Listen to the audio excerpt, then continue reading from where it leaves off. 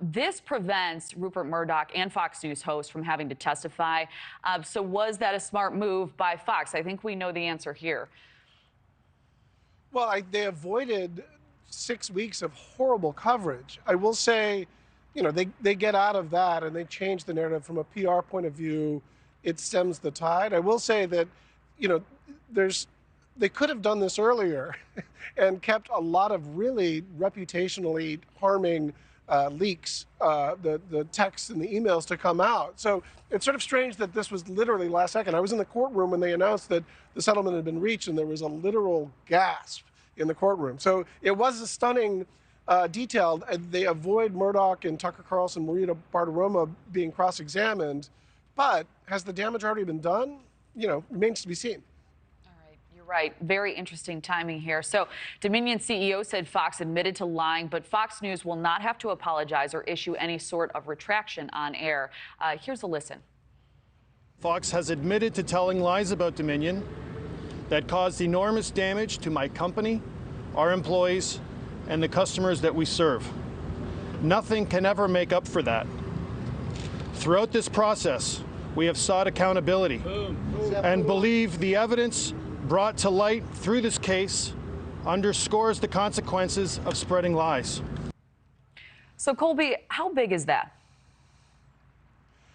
Well, it's significant. And I would say, one of the worst parts of this is Fox News viewers, because there will be no apology, will likely never hear about this because Fox News is barely doing the bare minimum of coverage. But, we in the media love to talk about winners and losers of stories like this. And I have to say, after giving it some thought, I don't think there are any clear winners here, but there are a lot of losers. Fox News is a big loser here, largely because of the nearly $800 million payment that they have to give out to Dominion. But I would also say that, the American public has lost an opportunity to see sort of, Rupert Murdoch on these Fox News hosts being cross-examined, outside their bubble echo chamber of, their opinion programming. And that I think would have really helped American society, especially with, our journalistic standards, which have started to decayed over the past 10, 20 years. If there is a winner, I would say it's the private equity company that owns Dominion, because they're the ones that walked away with a huge settlement. In fact, their CEO of the private equity investment company behind them was the third to speak after the CEO that we just saw. So I think there's a big money play here by Dominion. And of course, it's the private equity people that walk away with the most money. Yeah, well, makes sense. So will Fox News, do you think, fundamentally change its broadcast after this settlement? It remains to be seen. I said last night that I don't think that they will change at all. I do think what will change is in upcoming elections, they'll be way more cautious. Chris Dowralt has said he used to work at Fox News and he left. He's now a NewsNation contributor.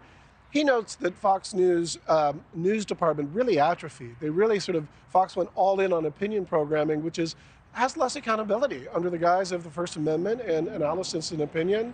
And, this is sort of the cost of them doing that business. So on-air programming, I don't expect to be very different. They've figured out how to speak to their audience that wants right-of-center opinions. I think they may shore up their news department, but will it matter at this point? I think that, the genie's out of the bottle with Fox News reputation. If you want real hardcore truth that's unbiased, you're not going to be tuning into Fox News. All right, NewsNation contributor Colby Hall. Colby, thank you. Thank you for watching. Go to newsnationnow.com to find NewsNation on your television provider. And don't forget to click the red subscribe button below to get more of NewsNation's fact-driven, unbiased coverage.